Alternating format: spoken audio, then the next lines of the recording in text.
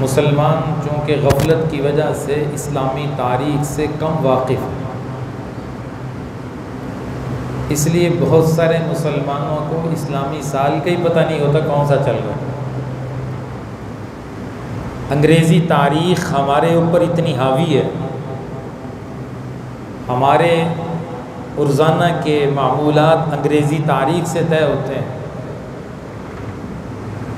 اس لیے انگریزی تاریخ تو معاشرے میں لوگوں کو کسی درجے میں پتہ ہوتی ہے، اسلامی تاریخ کا بھی پتہ نہیں ہوتا اور اسلامی سال کا پتہ نہیں ہوتا۔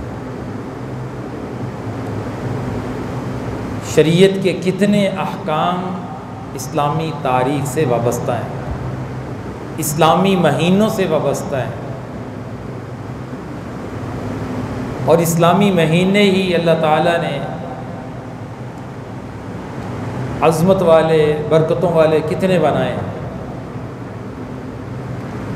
ہمیں صرف جو عید آتی ہے اس کا علم ہوتا ہے، رمضان آ جائے اس کا علم ہوتا ہے، یا ربیع الاول کا مہینہ شروع ہو جائے تب پتہ ہوتا ہے۔ اس کے علاوہ مسلمان اپنی غفلت کی وجہ سے اسلامی تاریخ سے ناواقف ہیں۔ بہرحال اسلامی سال کا اختتام ہو رہا ہے اور 1447 ہجری کا آغاز ہو رہا ہے۔ اسلامی تاریخ ہماری چونکہ ہجرت سے وابستہ ہے، حضرت عمر رضی اللہ تعالیٰ عنہ نے اپنے دور خلافت میں صحابہ اکرام سے مشورہ کر کے اسلامی تاریخ کو ہجرت سے جوڑا ہے، ہجرت کے واقعے اور سفر سے۔ اگرچہ ہجرت کا سفر ربیع الاول کے مہینے میں ہوا، لیکن چونکہ اسلامی سال کا آغاز کا فیصلہ محرم سے تھا، اس لیے 2 مہینے پیچھے کر کے اسے ہجرت کے واقعے سے جوڑ دیا گیا۔ گویا کہ آپ صلی اللہ علیہ وسلم کو مکہ سے مدینہ کی طرف ہجرت فرمائے 1446 سال پورے ہو رہے ہیں۔ آپ کو مکہ سے مدینہ کی طرف ہجرت فرمائے ہوئے 1446 سال پورے ہو رہے ہیں۔ آپ صلی اللہ علیہ وسلم پر جب مکہ کی زمین انہوں نے تنگ کر دی تو مدینے والوں نے آپ صلی اللہ علیہ وسلم کی نصرت فرمائی اور آپ کو اپنے ہاں دعوت دی۔ جب وہ حج کے موقع پہ تشریف لاتے تھے صحابہ اکرام، آپ صلی اللہ علیہ وسلم کی ان کے ساتھ مجلس ہوتی، اور اسی حج کے موقع پر ہی انہیں اسلام کی دعوت ملی، بس مسلمان ہوئے، اور اتنا بڑا اللہ نے ان سے کام لیا کہ آپ صلی اللہ علیہ وسلم کے وہ انصار بنے، نصرت کرنے والے بنے۔ اور آپ صلی اللہ علیہ وسلم کو جب انہوں نے مدینہ تشریف لانے کی دعوت دی، پھر اللہ کی طرف سے بھی حکم آ گیا کہ آپ مکہ سے مدینہ تشریف لے جائیں۔ تو آپ صلی اللہ علیہ وسلم نے ربیع الاول کے مہینے میں مکہ المکرمہ سے مدینہ المنورہ کی طرف ہجرت فرمائی۔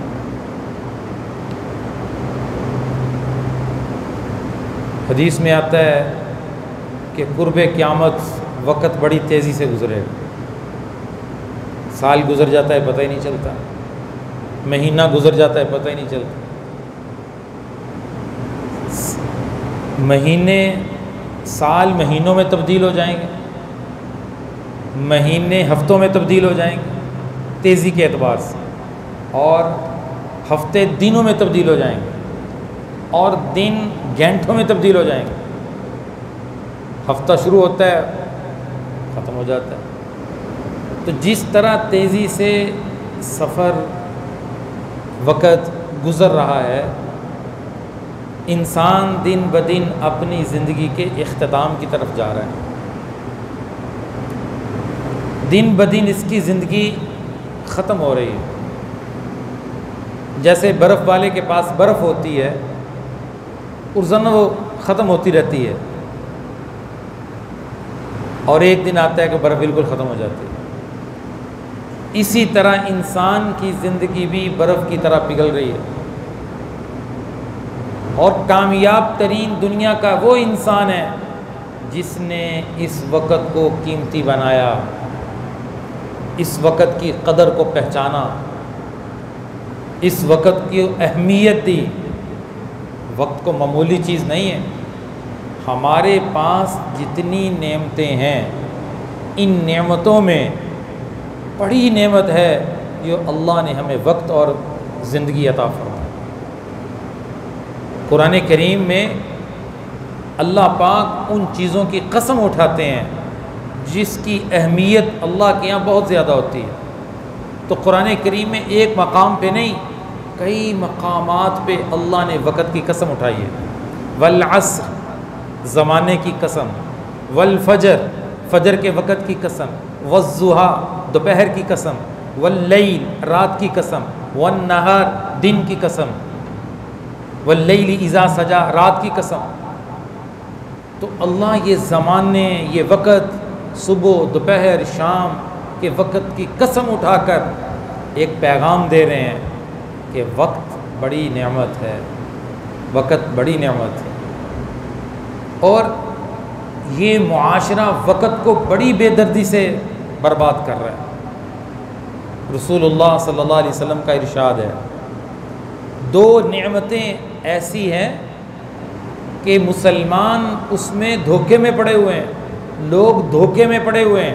دو نعمتیں، الصحہ، صحت، والفراغ، فراغت۔ صحت اللہ کی بڑی نعمت ہے۔ صحت کے زمانے میں انسان محنت کر کے کتنا اپنے اللہ کو راضی کر سکتا ہے، محنت کر کے کتنی آخرت میں اپنے لیے جمع پونجی کر سکتا ہے۔ علمت نفس ما قدمت و اخرت، جب انسان دنیا سے آخرت میں منتقل ہوگا یہ جان جائے گا کہ میں نے آگے کیا بھیجا ہے، میں نے آگے کیا بھیجا ہے۔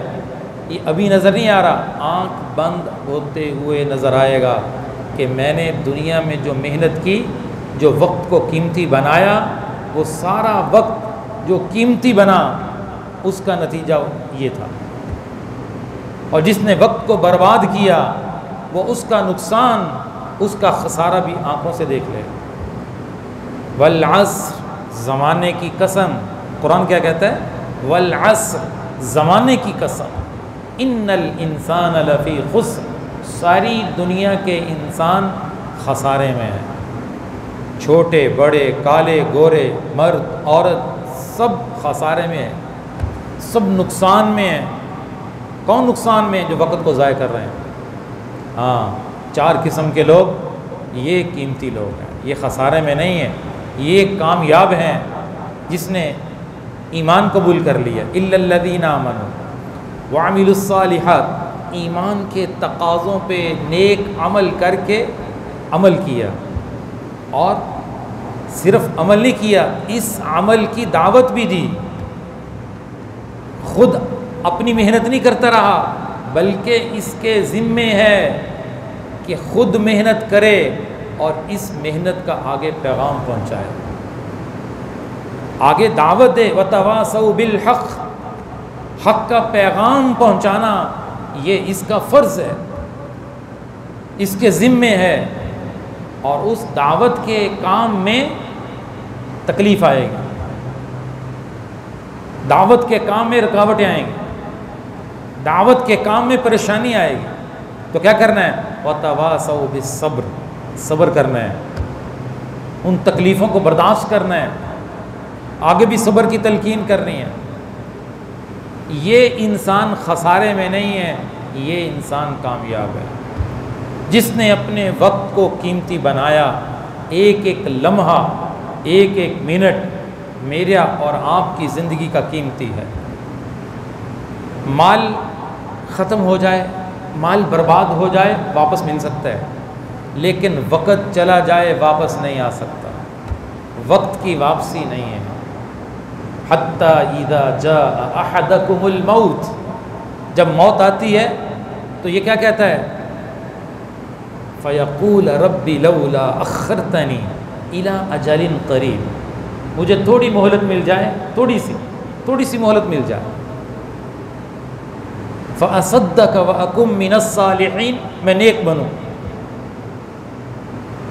لیکن اللہ کا قانون نہیں ہے، اللہ کا قانون نہیں ہے کہ وقت جو گزر گیا وہ گزر گیا، دوبارہ اسے زندگی مل جائے، دوبارہ اسے وقت مل جائے۔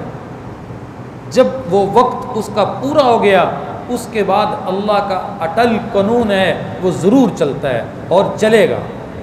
وَلَن يُؤَخِّرَ اللَّهُ نَفْسًا إِذَا جَاءَ أَجَلُهَا، ایک لمحہ بھی آگے پیچھے نہیں ہو سکتا۔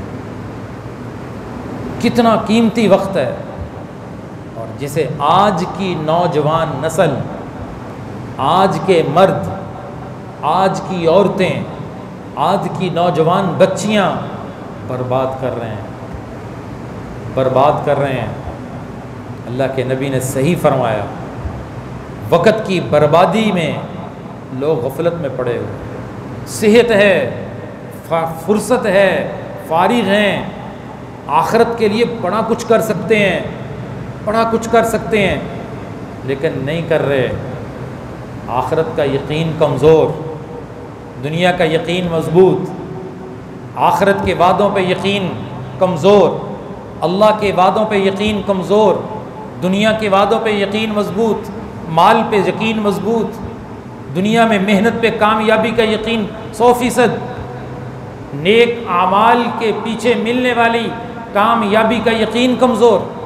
قرآن کیا کہتا ہے؟ یا ایھا الناس ان وعد اللہ حق، اے لوگو اللہ کا وعدہ سچا ہے، اللہ کا وعدہ حق ہے۔ دنیا سے جانا ہے، اللہ کے سامنے پیش ہونا ہے، حساب و کتاب ہے، سارے مرحلے ہیں، یہ سارے اللہ کے وعدے ہیں، اللہ کا وعدہ سچا ہے۔ فلا تغرنکم الحیات الدنیا، دھیان کرنا کہیں دنیا کی زندگی تمہیں دھوکے میں نہ ڈال دے۔ اب دھوکے میں تو ڈال دیا، قرآن تنبیہ کر رہا ہے، متنبہ کر رہا ہے، اور متنبہ کرنے والا کون ہے؟ جس نے انسان کو بنایا ہے، جو انسان کی تخلیق کرنے والا ہے، جو وقت کو پیدا کرنے والا ہے، جو زمانے کو بنانے والا ہے، وہ کہہ رہا ہے، وہ فرما رہا ہے کہ کہیں یہ دنیا کی زندگی تمہیں دھوکے میں نہ ڈال دے۔ وہ جانتا تھا کہ انسان دنیا کی زندگی میں دھوکے میں پڑ سکتا ہے، اس لیے پہلے تنبیہ کر دی۔ جیسے ایک باپ اپنے بیٹے کو سمجھاتا ہے، بیٹا سفر پہ جا رہا ہے، کہ بیٹا سفر میں یوں ہو سکتا ہے، تو نے یوں نہیں کرنا، یہ میری باتیں پلے باندھ لے، اگر تو نے میری باتوں پہ عمل کیا تو تیرا سفر اچھا ہوگا، اگر میری باتوں پہ عمل نہ کیا تیرا نقصان ہوگا۔ پہلے تنبیہ کرتا ہے، متنبہ کرتا ہے، یہاں تمہیں نقصان ہو سکتا ہے۔ تو سمجھدار بیٹا اپنے باپ کی بات کو توجہ سے سنتا ہے، عمل کرتا ہے، کامیاب ہوتا ہے۔ شیخ عبد القادر جیلانی رحمۃ اللہ علیہ جب سفر میں نکلے، ماں نے کیا کہا تھا؟ بیٹا جھوٹ نہیں بولنا۔ ماں نے کیا کہا تھا؟ بیٹا جھوٹ نہیں بول۔ ماں کی بات پہ عمل کا یقین، مضبوطی، سبحان اللہ۔ کیسی ماں کی بات کو لیا؟ یہاں اولاد سنتی نہیں، کہتے ایسے ہی بولتے رہتے ہیں، ایسا ہی باپ کہتا رہتا ہے، نہیں، وہ بڑی تجربے کی بات کرتا ہے۔ جو سمجھدار باپ ہوتا ہے وہ اپنی اولاد کی تربیت، اصلاح کا بڑا فکر مند ہوتا ہے۔ ماں کی بات کو اتنا مضبوطی سے پکڑا ہے۔ تو ڈاکوؤں نے پوچھا پیسے کہاں ہیں؟ فلاں بتا دیے فلاں جگہ پہ، میری ماں نے وہاں سلائی کی ہوئے ہیں۔ ڈاکوؤں کا سردار بڑا حیران ہوا کہ لوگ تو مال چھپاتے ہیں، یہ بچہ ظاہر کر رہا ہے، لوگ مال چھپاتے ہیں، بچہ ظاہر کر رہا ہے۔ تو ڈاکوؤں کے سردار نے کہا یہ تو نے کیوں بتایا؟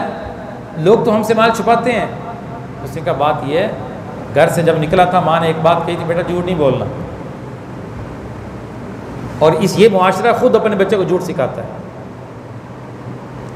باپ بیٹے کے سامنے، اولاد کے سامنے جھوٹ بولے گا تو اولاد کیا سیکھے گی؟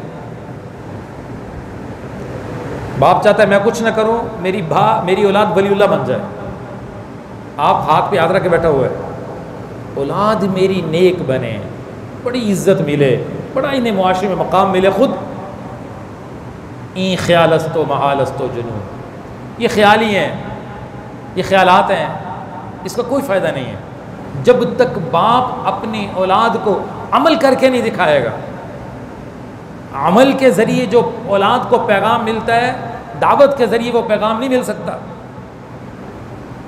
گھر میں ماں جب نماز پڑھتی ہے، ماں کو کہنا نہیں پڑے گا، بچہ خود ساتھ نماز پڑھنا شروع کر دے گا، یہ عمل سے دعوت ہے۔ تو ماں کی بات پہ عمل کیا، ڈاکوں کے سردار سے کہا میری ماں نے یہ بات کہی تھی، جھوٹ نہیں بولنا۔ یہ بات اس کے دل کے اوپر اتنی اثر کی، اس نے توبہ کر لی، مال واپس کر دی بچے کو۔ ڈاکوں کے سردار نے پورے لشکر کے ساتھ توبہ کر لی۔ کیوں توبہ کی؟ کیوں توبہ کی؟ عقل مند انسان اچھی بات کو قبول کر لیتا ہے اور وہی بات اس کی ہدایت کا ذریعہ بن جاتی ہے، اور ضدی اور اڑب اچھی بات کو قبول نہیں کرتا، اس میں طویل کرتا ہے۔ سمجھدار تھا، ہدایت کا وقت آ چکا تھا، اس نے کہا ایک بچہ اپنی ماں سے کیے گئے عہد کو پورا کر رہا ہے، اسے نبھا رہا ہے، اس پہ عمل کر رہا ہے، میں اپنے مالک سے کیے گئے وعدے کو کتنے عرصے سے ٹھکرا رہا ہوں۔ مجھ سے اللہ نے وعدہ کیا ہوا ہے، یا ایھا الناس ان وعد اللہ حق، اللہ کا وعدہ حق ہے۔ اللہ کے بندو، اللہ نے تمہارے ساتھ جو وعدے کر رکھے ہیں قرآن کے ذریعے، اپنے نبی کے ذریعے، اپنے نبی کی سیرت کے ذریعے، تعلیمات کے ذریعے تمہیں بتایا کہ تمہاری کامیابی اس عمل میں ہے، ان چیزوں میں ہے، اس کے پیچھے تمہارے ساتھ وعدے ہیں کامیابی کے، تمہیں ان وعدوں پہ یقین کیوں نہیں آ رہا؟ ان وعدوں پہ کھڑا کیوں نہیں ہو رہا؟ زندگی میں وہ عمل کیوں نہیں آ رہا؟ زبان سے کہتا ہے بالکل اللہ کے نبی نے سچ فرمایا، اللہ کے نبی نے ٹھیک فرمایا، اللہ کے نبی کا وعدہ ہے، اعلان ہے، جو 5 وقت کی نماز کا اہتمام کرتا ہے، اہتمام پڑھتا نہیں ہے، میں اہتمام کا لفظ بول رہا ہوں، پڑھنا اور ہوتا ہے، اہتمام اور ہوتا ہے۔ پڑھنا کیا ہوتا ہے؟ دل کی ہے پڑھ لی، چھوڑ بھی دی، گھر میں پڑھ لی دل کی ہے، مسجد میں پڑھ لی دل کی ہے، دل کی ہے وقت ٹال کے پڑھ لی، سفر میں گئے چھوڑ دی، شادی میں گئے چھوڑ دی، غمی ہوگی گھر میں چھوڑ دی، یہ اہتمام نہیں ہے۔ پورے قرآن میں کہیں نماز پڑھنے کا ذکر نہیں ہے، قرآن اٹھائیے 72 سے زائد مرتبہ حکم ہے، لیکن کہیں پڑھنے کا نہیں ہے۔ اقیمو قائم کرنا، اہتمام، ان الصلاۃ کانت علی المؤمنین کتابا موقوتا، اللہ کے نبی اعلان کر رہے ہیں جو 5 وقت کی نماز کا اہتمام کرتا ہے، اللہ فرماتے ہیں، حدیث قدسی ہے، اللہ فرماتے ہیں میں اسے اپنی ذمہ داری سے جنت میں داخل کروں گا۔ اب کس کو اس وعدے پہ یقین؟ اللہ کے۔ اگر اللہ کے وعدے پہ یقین ہوتا تو پورا بازار نماز میں مسجد میں نہ پہنچا ہوتا، دکان بند نہ ہوتی، تجارت بند نہ ہو جاتی، دنیا کے کاروبار چھوڑ نہ دیتا، اپنے کام پیچھے نہ کر دیتا نماز کے لیے۔ کہتا ہے ٹھیک ہے، حدیث ٹھیک ہے، لیکن اس کا یقین کمزور ہے۔ اللہ کے نبی نے فرمایا جو جمعے کے دن سب سے پہلے مسجد آتا ہے اسے اونٹ کے برابر صدقہ کرنے کا ثواب ملتا ہے۔ کون آتا ہے؟ کہتا ہے اللہ کے نبی نے ٹھیک فرمایا۔ ٹھیک تو فرمایا، اس حدیث پہ تیرا یقین ہے؟ یقین بھی ہے، عمل کیوں نہیں ہے؟ دکان پہ کتنا یقین ہے، کتنے اہتمام سے ٹائم سے دکان کھلتی ہے اور ٹائم سے بند ہوتی ہے، آگے پیچھے ہوتی ہے، کبھی دوپہر کو 12 بجے کھول رہا ہے، کبھی 11 بجے کھول رہا ہے، کبھی ایسے ہوا؟ یہ نہیں ہوا۔ کیوں؟ اسے نقصان نظر آتا ہے کہ اگر میں دکان کے ٹائم ٹیبل میں آگے پیچھے کروں گا میرا نقصان ہے، میرا گاہ کم ہو جائے گا، میرا گاہ خراب ہوتا ہے۔ نماز آگے پیچھے ہو جائے نماز چھوٹ بھی جائے، کبھی سوچا اس کا نقصان بھی ہے؟ میرے نبی نے فرمایا جس نے ایک نماز چھوڑی اس کا سب کچھ لٹ گیا، اس کا سب کچھ برباد ہو گیا۔ اللہ کے نبی کی اس بات پہ یقین ہے؟ یقین ہوتا تو نماز نہ چھوٹتی، یقین نہیں ہے، زبانی یقین ہے، زبانی کلام، یقین دل میں نہیں اترا، دل بنا ہی نہیں، دل تو سارا دنیا کی محبت سے بھرا ہوا ہے، اسے اپنے مسائل کا حل مال کے ذریعے ہوتے ہوئے نظر آ رہا ہے۔ مال ہوگا تو میرا مسئلہ حل ہوگا، مال ہوگا تو میری کامیابی ہوگی، مال ہوگا تو مجھے عزت ملے گی، مال ہوگا تو میں معاشرے میں عزت پاؤں گا، اس کا یقین سارا مال کے اوپر ہے، میں بڑا بنوں گا۔ یہ ساری سوچ قرآن کے خلاف ہے، یہ ساری سوچ اللہ کے نبی کی زندگی کے خلاف ہے۔ اور مسلمان ہے اور کلمہ پڑھتا ہے، مدینے بھی جاتا ہے، مکے بھی جاتا ہے، سوچ کس کے خلاف؟ اسلامی اس تعلیمات کے خلاف اس کی سوچ ہے۔ اب مسلمان دیکھے میرا وقت کہاں گزر رہا ہے، میں عرض کر رہا تھا کہ اللہ نے یہ وقت بہت بڑی نعمت عطا فرمائی ہے۔ اسلامی سال جا رہا ہے، نیا سال شروع ہونے والا ہے، سال مہینوں میں تبدیل ہو چکے ہیں، اتنا وقت میں تیزی آ چکی ہے، اور حدیث میں آتا ہے یہ قیامت کی علامت ہے۔ سال مہینوں میں، مہینے دنوں میں، دن ہفتوں میں، ہفتے دنوں میں، اور دن گھنٹوں میں تبدیل ہو جائیں، ہو رہے ہیں، لیکن انسان کی زندگی میں کوئی تبدیلی نہیں۔ جیسے وقت پہلے بربادی میں تھا اب بھی بربادی میں گزر رہا ہے۔ کتنے گھنٹے اس کا وقت موبائل پہ گزرتا ہے، اور کتنے گھنٹے اس کا وقت دوستوں سے گپ شپ میں گزرتا ہے، اور رات کو 1-2 بجے سونے کا عمل شروع ہوتا ہے، جو فجر کی نماز بھی بستر پہ ہی گزر جاتی ہے۔ تہجد تو کیا پڑھنی، فجر بھی گئی، اور گھر قبرستان کا منظر پیش کرتا ہے۔ یہ وقت کی بربادی نہیں ہو رہی تو اور کیا ہے؟ یہ وقت کو ضائع نہیں کیا جا رہا اور کیا ہے؟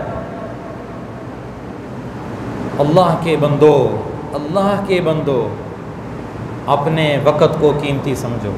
میرے نبی نے فرمایا موت سے پہلے زندگی کو غنیمت سمجھو، موت سے پہلے زندگی کو غنیمت سمجھو، بڑھاپے سے پہلے جوانی کو غنیمت سمجھو، بیماری سے پہلے صحت کو غنیمت سمجھو، مصروفیت سے پہلے فرصت کو غنیمت سمجھو۔ کون سمجھتا ہے؟ اگر فرصت مل جائے پھر موبائل ہے، اور کئی لوگ موبائل استعمال کرتے ہوئے اتنا مشغول ہو جاتے ہیں، موبائل کی گیم کھیلتے ہوئے فرض نماز ضائع کر دیتے ہیں۔ یہ ساری علامتیں کیا بتلا رہی ہیں؟ کہ دل میں نماز کی کامیابی کا یقین نہیں ہے۔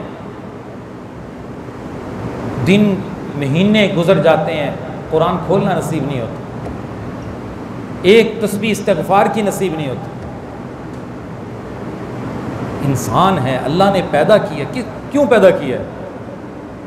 سارا وقت دنیا کو دینے کے لیے پیدا کیا ہے، کہ صبح سے اٹھے شام تک یہ دنیا کے پیچھے دوڑے، اور نماز ہاتھ لگ جائے تو پڑھ لے، بغیر نہ گئی جمعے کے دن حاضری دیں گے، جمعے والے دن مسجد میں، اور اپنے مسلمان ہونے کا حق ادا کریں گے کہ ہم بھی مسلمان ہیں اور حق ادا کرنے آئے۔ کیسی زندگی ہے؟ کیا اللہ اس وقت کے بارے میں نہیں پوچھے گا؟ اللہ کے نبی کا فرمان ہے ہر انسان کے قیامت کے دن قدم اس کی جگہ سے نہیں ہٹ پائیں گے جب تک وہ 4 سوالوں کا جواب نہ دے دے۔ اب مجھے میرے عزیزوں بتاؤ، جس کو ان 4 سوالوں پہ یقین کہ میرے نبی نے سچ فرمایا، یہ میرے ساتھ ہوگا، کیا وہ وقت برباد کرے گا؟ کیا اس کی زندگی نبی کی تعلیمات کے خلاف گزرے گی؟ یا اس کی زندگی قرآن کے خلاف گزرے گی؟ کیا اس کی زندگی اللہ سے بغاوت میں گزرے گی؟ کیا اس کی زندگی نبی کی سنتوں کو ذبح کرنے میں گزرے گی؟ نہیں۔ جسے یقین ہوگا، یقین نہیں ہے، یقین نہیں ہے، میں صحیح کہہ رہا ہوں، اس لیے تو تبدیلی نہیں ہے۔ جمعے میں مسجد بھری ہوئی ہے اور فجر کی نماز میں آدھی صف ہے، کہاں چلی جاتی مخلوق؟ انہیں نماز پڑھنے کے پیچھے کامیابی نظر نہیں آتی، انہیں کامیابی مال کے پیچھے نظر آتی ہے۔ مال کمانے میں چھٹی نہیں ہو رہی، نماز میں چھٹی ہو رہی ہے، تلاوت میں چھٹی ہو رہی ہے، نبی کی سنت کو ذبح کرنے میں چھٹی ہو رہی ہے. تو یقین سب غلط بنا ہے. اگر یقین ہوتا کہ میرے نبی نے فرمایا پوچھا جائے گا پہلا سوال تجھے اللہ نے زندگی دی کہاں گزاری، تجھے اللہ نے جوانی دی، جوانی کا الگ سوال ہے، زندگی کا الگ سوال ہے. جوانی کتنی بڑی نعمت ہے. میرے نبی نے فرمایا جو نوجوان جوانی میں اللہ کو یاد کرتا ہے، اللہ کو راضی کرنے کی محنت کرتا ہے، اللہ قیامت کے دن اسے اپنے عرش کے سائے کے نیچے جگہ عطا فرمائے. جوانی کی اتنی قدر ہے اللہ کے ہاں. جوانی دی کہاں صرف کی، کہاں گزاری؟ دنیا کی محبتوں میں، ناجائز عشق کرتے ہوئے، ناجائز غیر محرم لڑکیوں سے بات کرتے ہوئے، ان سے دوستیاں کرتے ہوئے گزری، موبائل کے اوپر گزری. یہ جواب دے گا اللہ کے سامنے. غفلت میں گزری. سب سے زیادہ ندامت میرے نبی نے فرمایا قیامت کے دن انسان کو اس گھڑی پہ ہوگی جو گھڑی اس نے اللہ کی یاد کے بغیر گزاری. اس پہ شرمسار ہوگا، نادم ہوگا. جوانی دی اللہ نے کہاں گزاری، اور مال کیسے کمایا اور کہاں خرچ کیا. کیسے آ رہا ہے مال؟ پتہ نہیں کیسے آ رہا ہے. آ رہا ہے، یہ نہیں پتہ کیسے آ رہا ہے. بڑی جگہ پہ پیسے لگائے ہوئے ہیں، ادھر بھی دیے، ادھر بھی دیے، ادھر بھی تجارت، یہ بھی تجارت. آ رہا ہے. کسی کو پیسے دے کے فکس رقم لے رہا ہے. کبھی نہیں پوچھا کہ میرے کاروبار کی یہ صورتیں ہیں، میری تجارت کی یہ صورتیں ہیں، اور ان طریقوں سے میرے پاس مال آتا ہے، کیا یہ صورتیں میرے لیے جائز ہیں، حلال ہیں یا حرام ہیں؟ نہیں پوچھا. جس کو اللہ کے نبی کی اس بات پہ یقین ہوگا وہی پوچھے گا، وگرنہ یہ کہتا ہے میں خود ہی علامہ فہمہ ہوں، مجھے سب پتہ ہے، مجھے سب پتہ ہے. کتنے لوگ ناجائز طریقے سے مال جمع کرتے رہے اور جب احساس ہوا تو پوچھنے لگے اور سالہ سال حرام نفع لیتے رہے. پوچھنے 10 سال کے بعد آئے اور پھر پریشان ہو گئے کہ ہم تو زندگی بھر اس طرح کماتے رہے. ڈاکٹر کو چیک اپ کرنے جائے، ڈاکٹر کے پاس جائیں گے کہ کہتے جی 3 مہینے کے بعد میں رپورٹیں کرواتا ہوں. کیوں کرواتا ہے؟ کہ کہیں مجھے بیماری تو نہیں ہے. آج کل کہتے بیماریاں ایسی پتہ نہیں چلتا، اچانک لگ جاتی بندہ مر جاتا ہے. موت سے اتنا ڈرتا ہے ہر 3 مہینے کے بعد ٹیسٹ کروا رہا ہے کہیں بیماری تو نہیں مجھے. تو روحانی چیک اپ بھی کروایا کہ اندر بھی بیماریاں لگی کہ نہیں لگی، اس کا چیک اپ نہیں ہے. احساس نہیں. تجارت کی چیکنگ کروائی ہے، مال آنے کی چیکنگ کروائی نہیں، یہ نہیں کروائی. میرے نبی کا فرمان ہے مال کیسے کمایا، کیسے رشوتیں دیں، کیسے 2 نمبریاں کیں، کیسے 2 نمبر بل بنے، یہ سب ناجائز اور حرام صورتیں اختیار کی، کیسے کمایا. اور آگے ہے خرچ کیسے کیا. خرچ کا بھی سوال ہے. کہتا میرا مال کہاں ہے، تیرے اندر کیا کمال ہے. مال تو اللہ تعالیٰ کا ہے. رزق کون دیتا ہے؟ رزق کون دیتا ہے؟ دکان پہ گاہک کون بھیجتا ہے؟ تو نے تو دکان بنائی ہے اور بیٹھ گیا ہے. تیری دکان پہ گاہک اللہ بھیجتے ہیں. تیرا کوئی کمال نہیں ہے، تیرا مال نہیں ہے. یہ مال تیرے پاس امانت ہے، اپنی مرضی سے خرچ کرو نہیں کر سکتا. قرآن کہتا ہے شیطانہ، قرآن کہتا ہے ان المبذرین کانوا اخوان الشیاطین، اپنی مرضی سے فضول خرچ کرنے والے یہ شیطان کے بھائی ہیں. ولا تسرفوا، اسراف نہ کرو، انہ لا يحب المسرفین، اللہ اسراف والوں سے محبت نہیں کرتے. من مرضی سے خرچ نہیں کر سکتے. تو میرے عزیزو مال کیسے کمایا یہ سوال ہے، کہاں خرچ کیا سوال ہے، اور اپنے علم پہ کتنا عمل کیا. علم نہیں تھا، ہر جمعے بات سنتا تھا، کتنا حدیثیں سن کے علم کا ایک خاصا حصہ اس کے پاس تھا، لیکن عمل کتنا کیا یہ بھی سوال ہے. اس لیے یہ وقت بڑا قیمتی ہے.